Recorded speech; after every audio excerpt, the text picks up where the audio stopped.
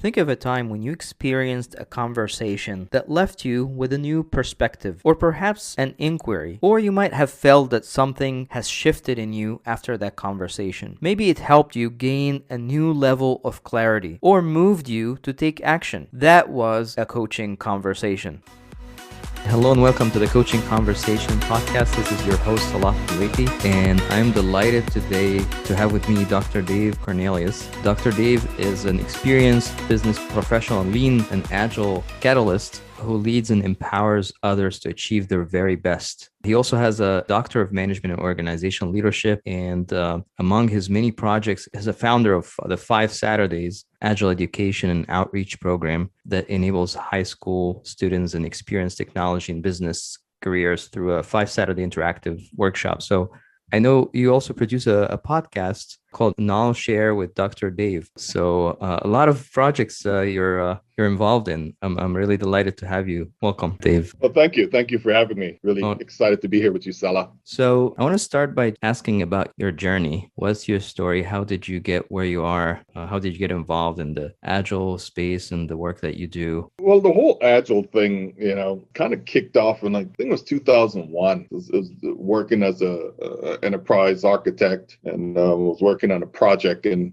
working at a financial institution. And this guy who was a project manager wanted to try this Agile thing. And I'm like, I don't think so. And so it took about a month or so to convince me and others to try it. And then we tried it. And which means we had to give up our wonderful cushy cubicles and move into a space that had nothing but picnic tables, like almost in a circle and with picnic chairs. And I'm going like, you want us to do what? And so, we started to produce some results, and we're competing against Accenture and Deloitte and Touche at the time. And so, we're able to deliver value a lot faster, better cohesion with the teams. And we actually were able to, really beat out these 2 top companies, with using this new model, right? And so, throughout the years of continued to learn more and study, what is this Agile thing? Where did it come from? Why was it successful? Because at the time, gone to other organizations would use like RUP, Rational Unified Process, and some of the other waterfall methodologies, and found that this was a bit more successful in terms of building great teams, delivering value, and engaging individuals to participate in the process. So that's where it all started. But then I've,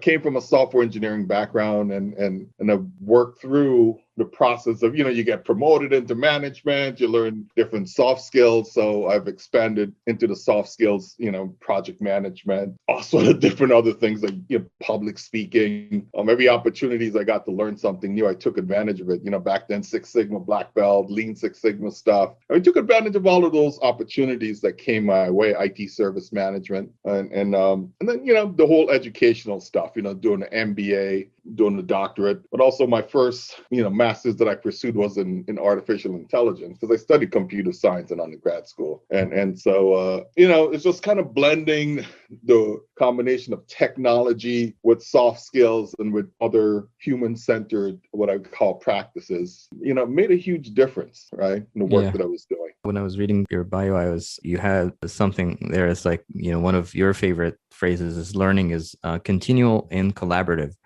So Yes. it's most of us think like, the PhD is like the highest place you get to when you're, on that, like the stages of learning. But you're saying like this is something that you're constantly learning about other areas and looking for other ways to learn. Yeah, well, it's how do you, because even though that's the terminal degree, right, there's nothing higher than a doctorate. The reality is only, less than 1/10 of the world population ever achieved that goal. So it's a small community of people who ever get to the end. But to me, that's just the beginning. I mean, I've learned how to learn in such a different way by going through that hard, tough experience that, to me, it's just another place where we start. Where do we go next? What are other things that I could learn? So even the other day, I was tapping into clean language. Mm-hmm. It's just like another technique of how do we have conversations with people without it being about me, but it's more about them and asking the appropriate questions. So it's it's just different things that come up. I'm just a lifelong learner.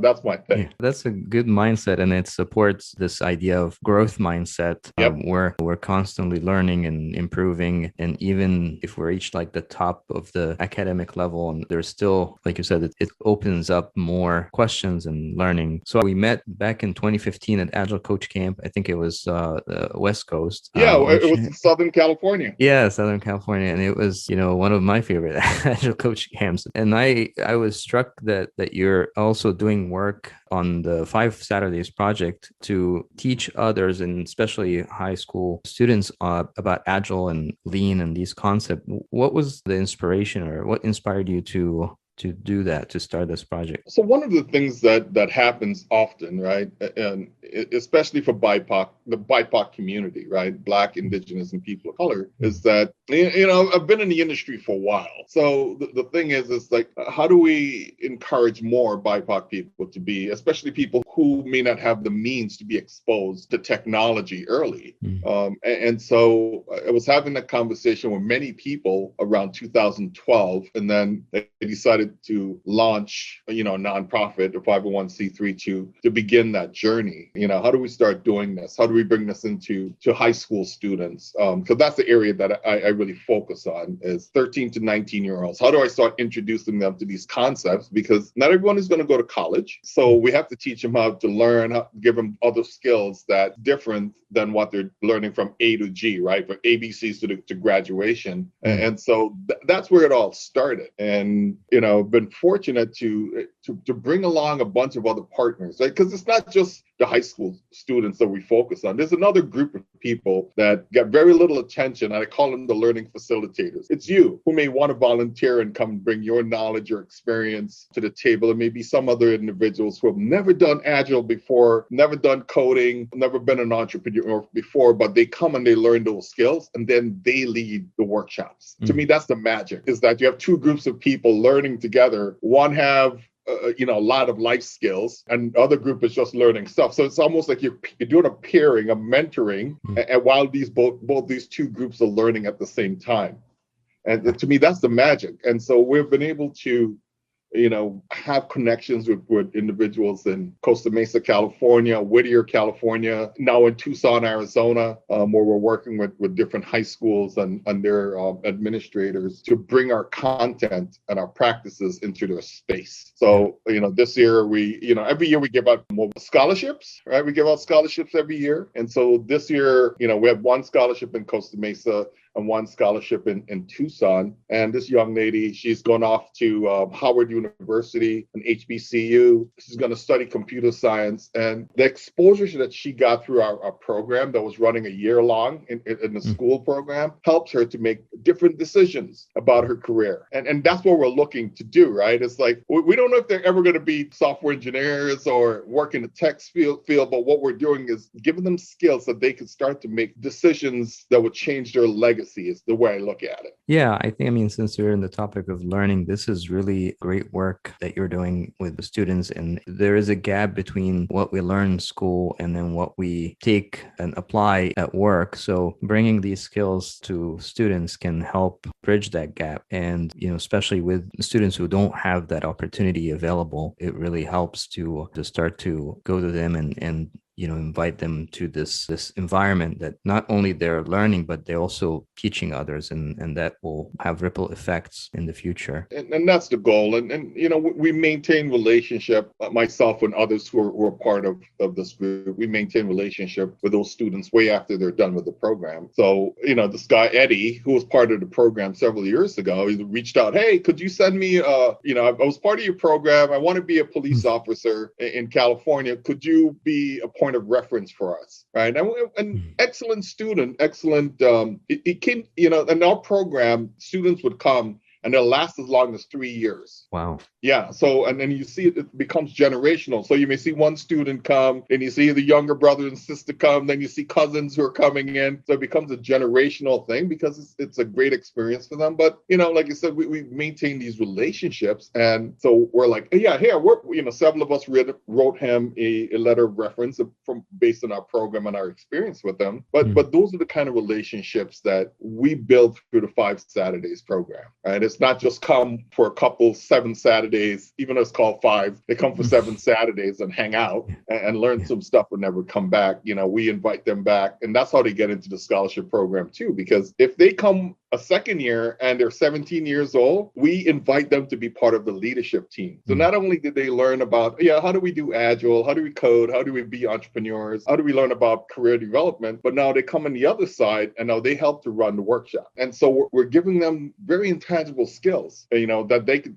go forward and I know what it's like to be a part of a team and lead. And so it's amazing to see the growth of a lot of those students coming through our program. I love this idea of the quote that you have about learning is continual, but doesn't just the collaborative component, the additional component to, collaborative, because it really helps to learn in groups, in teams, learning together, which encourage each other to grow and develop. And, that's part of learning. It's hard to be on that learning journey alone or without others supporting you in the learning. Yeah, for sure. Without a doubt. But we're off into other things, like Agile for Humanity is the other thing that we're putting a lot of energy into, where it's really, how do we create a space for the BIPOC community to participate, right? And to fully participate, not to be a secondary thought, but to be a primary thought, right? And make it global such that people could, come to our events and they could be the speakers. They could be part of the organizing team to make this work. So, we run a bi-monthly meetup and we have speakers from different parts of the world who may come in and present topics. And,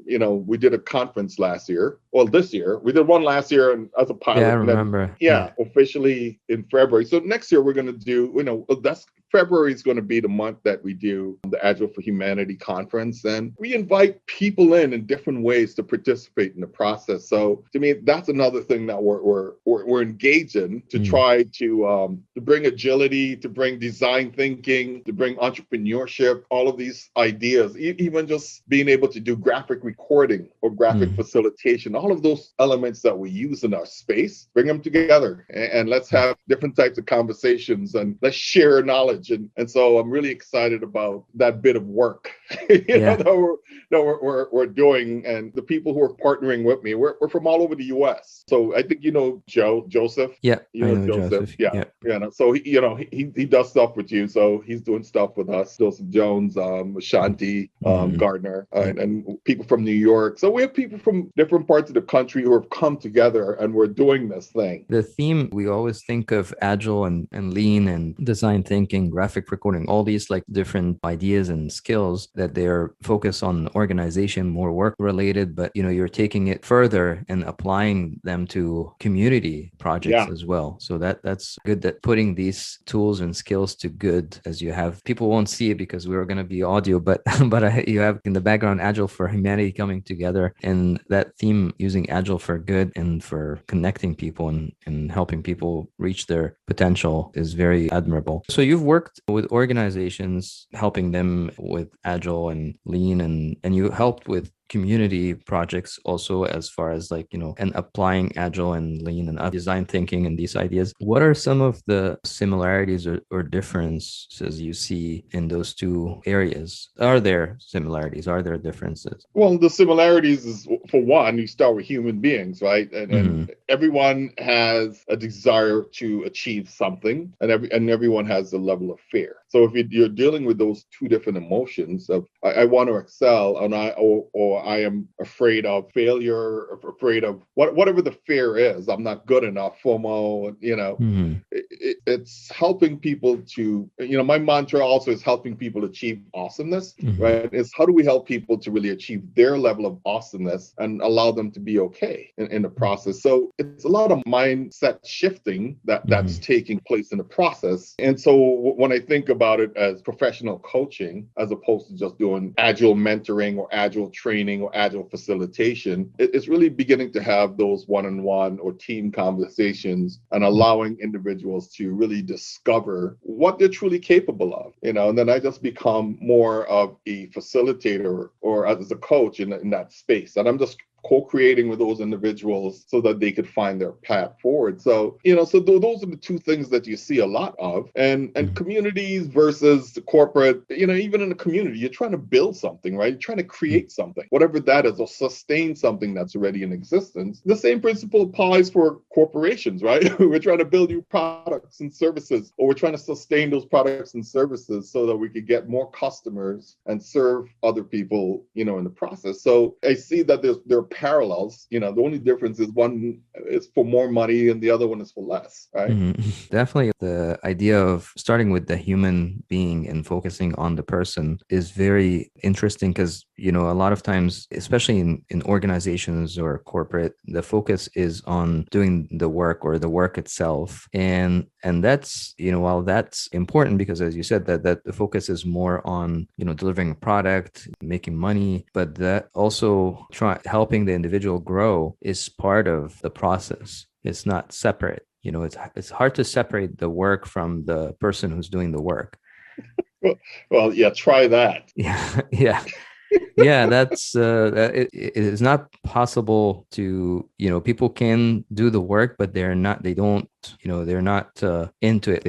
Their heart is not into it. What do you think get in the way of people achieving their level of awesomeness? That sounds like this is one of them. Like they kind of feel that they're not bringing their whole self to work. They just separate themselves and the work that they're doing. Well, environments is one big thing, right? I mean, so if you have an environment where they could thrive, as an individual and as part of a team, that is really a great plus. So, I mean, COVID-19 has probably begun to have us to rethink how work is, right? Because before, let's go to the office, you have to be blah, blah. No, we don't have to do. We have demonstrated that for knowledge workers, especially for knowledge workers, we don't have to be on a trail on the freeway going into work anymore, that we can get a lot of stuff done. Even with the fact that you and I could virtually live on two different coasts and do a podcast, that type of connectedness, that is what is really helps to set the stage, the environment. And then also it's the leadership. Are they really enabling or creating space? And again, back to environment, are they creating space for individuals to really thrive? And also then there's the community that takes place within the people who are working together to get things done. I mean, so when you look at those three different things, you could start environment, leadership, and your team members. I mean, a lot of that helps a lot. And then, then eventually it's then the individual. What are they motivated by? What do they care about? And discovering that is really important, because if they're not aligned with the space that they're in, then I think it's important for the leadership to also help them find a space that works for them, for that individual. And there's no such thing as one size fit all for human beings. We're all uniquely made. No matter how much people think that we could lump us together, we're all uniquely made and have different needs. Even though a lot of them are the basic things that we may need are the same, shelter, right, belonging, food, right, family, all of that stuff.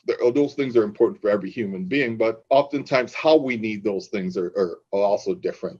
So those are the things that I think about when we're working with corporations or even different members of the community. When you put it like that with the three areas, like the environment, leadership, and team, it sounds more like a community, even if, whether it's a corporation, company, or an actual like community project, it's all about community. Like, how do we create a community, whether it's work or outside of work, that can support the individual growth and needs to develop and grow. And the other C word is culture, right?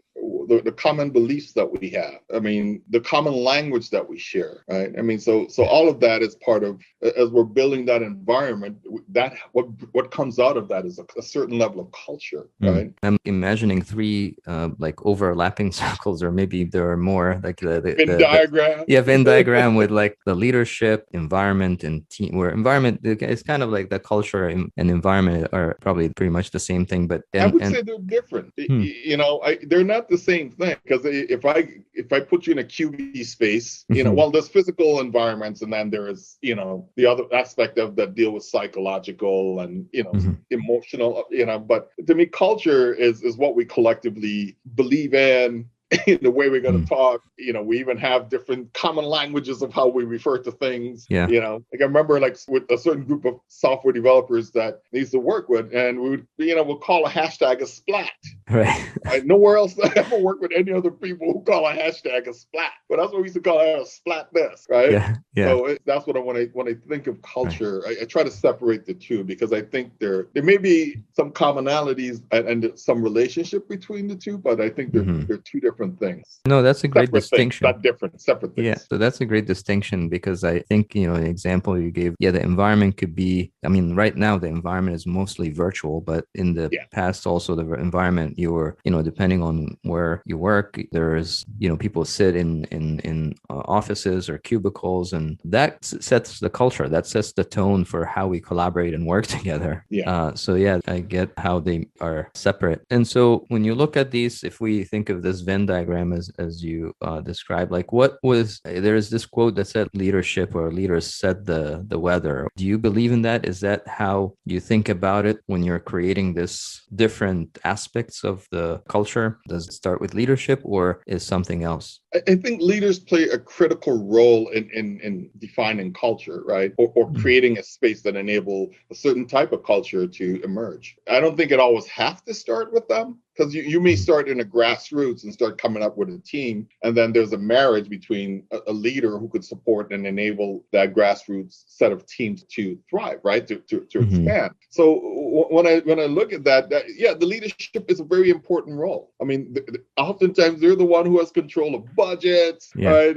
How many head counts you could have. You want some new fancy tool to use, they're the one who helps you to get those. So they play a very critical role. Also, they play, when you're talking about systemic impediments, right? They also play a critical role, because if you have what we call like tension between two different groups with two different leaders, one leader, if they're capable enough, could go on and smooth that out and enable two groups of people to work well together, right? So they play different roles, but I think leadership is really important in building, helping to enable culture, helping to enable those spaces that people need. And so I think it's really important. Some people think leadership is more important than a group of people. I think they're of equal importance, in my opinion, right? One without the other doesn't work very well. Yeah, I'm trying to think of, especially even with community projects, most people are volunteers. And you kind of see like how leadership emerges from the group. Someone is basically trying to coordinate or help the group connect and move forward. Like you said, similar to organizations, where if no one is bringing people together and helping them connect and move things forward, then things will probably fall by the wayside, because everyone is might be focused on something different. So kind of bringing that focus into more clarity around what we're trying to focus on, what we're trying to do. Yeah, they play a very critical role in terms of visioning and things like that, right? And strategy, and so leadership is important. But I also think that there's another form, because that's assigned leadership, right? You're assigned to be a manager or VP, you got promoted. But there's another form of leadership that I think of as emergent leadership. Someone within the team itself is like standing up and taking opportunities and helping individuals. To me, that also is really critical in the whole trajectory of the team growth, is having emergent leaders participate. And I tend to write about that role a lot. I've seen some topics around or literature around that, but not much, or maybe I haven't researched it enough. But the idea of emergent leadership is not discussed often when we talk about leadership. Like you made that distinction between like assigned leadership. Yeah, you're in this role, you were hired or promoted into that position, can be known as positional leadership. You have a position as a leader. And then there's emergent leadership, which is something happened in the group that someone stepped up and took charge and started to help the group move forward. So how do you look for emergent leadership when you work with community or organizations? What are some signs or signals to notice? You see people raising their hands. Hey, I'll do that. You see people volunteering, people stepping up, and it's very noticeable, right? Yeah. And so those are the individuals, men and women, who are emergent leaders. Right? If you're running a conference, for example, Yeah. When someone step up, I'll do marketing, or I'll do fundraising, Mm. sponsorship. Those are emergent leaders. Yeah. I mean, matter of fact, I'll pretty much help to organize a group of us so we could start raising funds or making sure we could start building awareness for the work that we're doing. Those are Hmm. emergent leaders. So that's a clear signal. Someone raising their hand saying, I'm gonna take care of that. Either physically or through actions. Because someone Hmm. may not raise their hand, they may see something that needs to be done and said, "Hey, would you guys help me? Let's go and take care of this. This is a problem." Someone may see that there's an opportunity. If you're writing code, someone may see there's an opportunity to do some automated tests. Say, "Hey, we could really, really improve our throughput and our flow Hmm. if we could come together and start doing some. Well, we don't know how to do it. Okay, well let's go and look on the internet. Let's and figure out how to get that done. Right. Hmm. So that is also the other form, through action, Hmm. whether it's raised hand or they're actually doing stuff to get things done and bringing others along on the journey as well, right? It's interesting because now the signals can be unclear. Like if you're especially if you're not seeing people, or you don't connect with people one on one, or so action, as the saying go, like action speaks louder than words. Words, yeah. They would do something that signal their interest in leading an effort or a task, and sometimes people, without being asked, they step into that. And again, like that's the like the chicken egg type of thing. Like,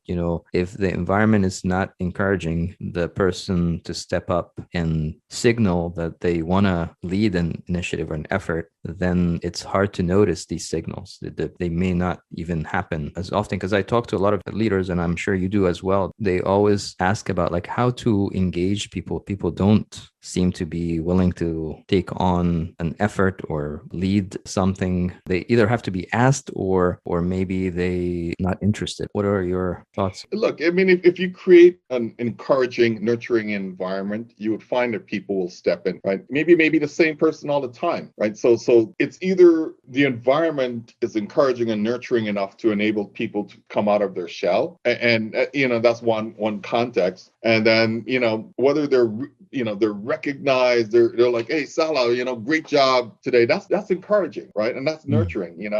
Let me know if there's anything I could do to help you. I guarantee you that works a lot more than the environment where, well, who told you could do that? Why are you doing that? Right? Mm. And so oftentimes it goes back to the tone Yeah. and the mindset and the manner of that leader, or even the people that they're working with. Right. Hmm. So, oftentimes that's the scenario. And sometimes you may not even have the right people in your organization. Right. And so Yeah. that's the other thing you may want to look at. Yeah. Or is this the right place for these individuals? Yeah, I often think, is it the will or the skill? How is the person willing, but they don't have the skill and they need help? Like you said, Yeah. ask them if they need some help, and maybe that's why they're reluctant to raise their hand. And or is it more of a will? They're not willing to take on something, and maybe that says something about the environment or about the person. Maybe they're not the right person for the role. But also, we need to make sure that it's safe for people to fail, and Mm. then failure becomes a learning opportunity. And so if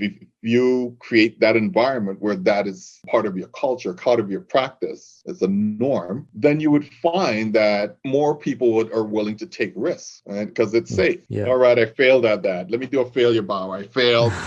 Here's what I learned, right? I mean, my son, who's also a scrum master, he loves the fact that he loves the failure bow. He says, "Oh, Dad, that is like such the coolest thing that I saw you like teaching a class and you did a failure bow that you failed." Yeah. That's humility, right? It's being Yeah. able to just step in and go like, "Hey, man, I screwed up. I learned from that. That didn't work Yeah. very well." That speaks to another value. I mean, humility is obviously one of those values, but also this idea of vulnerability, being vulnerable as a leader. And I know there's a lot of mantras out there, like, this idea of leaders go first, Or eat last or by eat Simon last, Sinek. or something Yeah. like, yeah, like that. And so the idea that you're modeling the behavior you want to see is very important. And sometimes as leaders, we don't notice the impact that we're having on others. And so this idea of, there is the word design is coming up for me, that like designing an environment where people feel safe, they can fail with grace. They don't have to worry if they did something wrong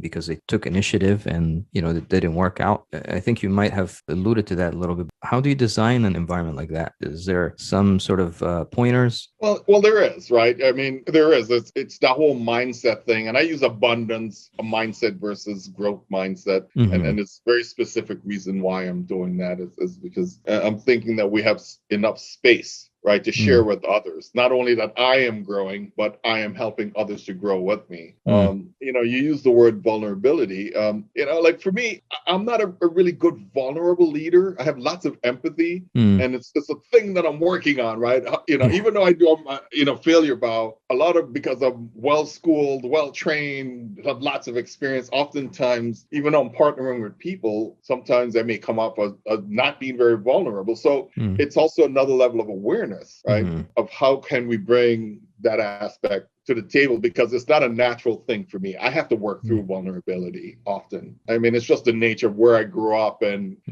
ex-military, you kind of like you're not in that space, right? And so that's work for me to do all the time. But these, I'm just laying out these markers. Empathy is huge, abundance mindset is huge, vulnerability is huge, encouragement, continual learning. And so when you put those markers in, you figure out, how do I enact each one of those to make sure that it's not me modeling, but how do we get others to really walk in that path? And that just comes with, training, facilitation, conversations, right? And creating a space and saying that these are the things that we would like to achieve. And also we need to have a level of accountability as well. So it's not only like we're going to fail every day. If we fail, we have to learn so we can get better, so we fail less, right? And I shouldn't say that we fail less, but we fail less at the same thing. So it's not, I think that's a better way of saying it, right? We fail more because we're going faster, we're doing all sort of great stuff, or we're failing more, but we want to fail less at the same thing, right?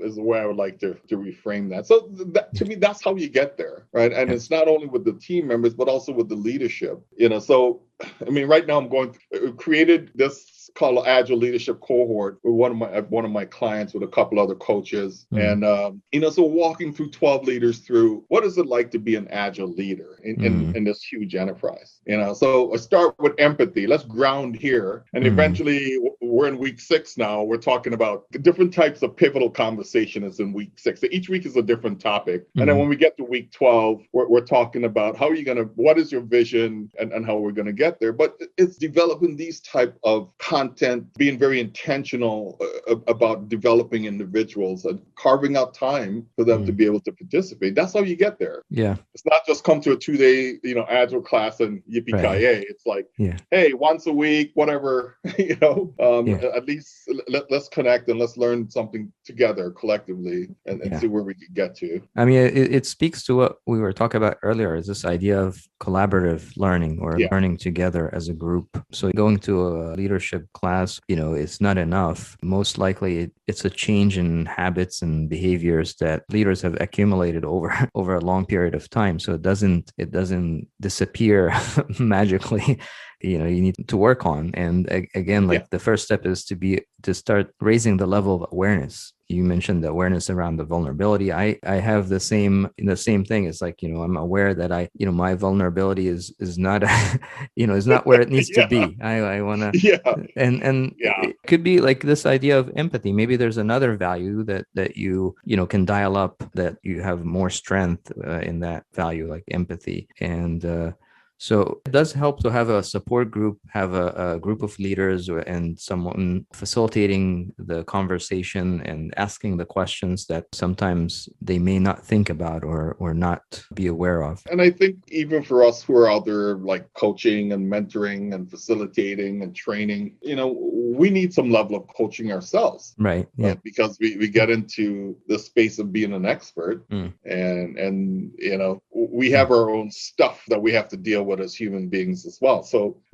finding the right person that you could partner with as a coach is also important, right? To help you work through stuff, because we're all going to run into things that what I call the blind side, that we go like, oh wow, I didn't realize that I was doing that. You're doing that. Your impact is really rough with the thing that you're doing that you didn't think it was a big deal, because Yeah. you may have come from another space where it wasn't a big deal, and it was just common, and then you come into a new space and then it's a big deal, right?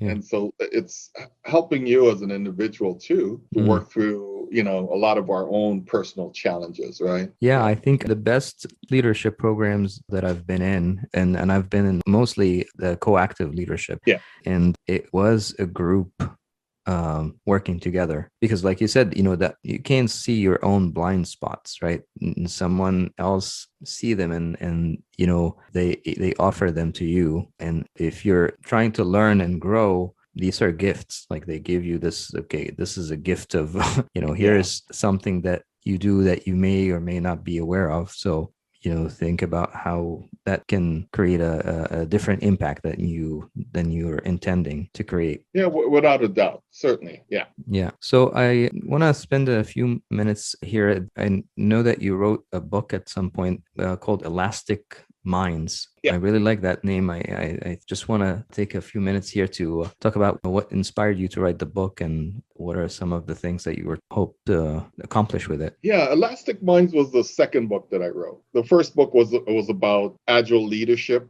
and so it was really looking at leadership from one context, right, of defining what that is. And Elastic Minds was more about the ability that we have. We have the ability to learn and grow, right, for innovation. So it was using the concept of neuroplasticity, right? We have the ability to grow and learn. So it looked through 6 different lenses, right?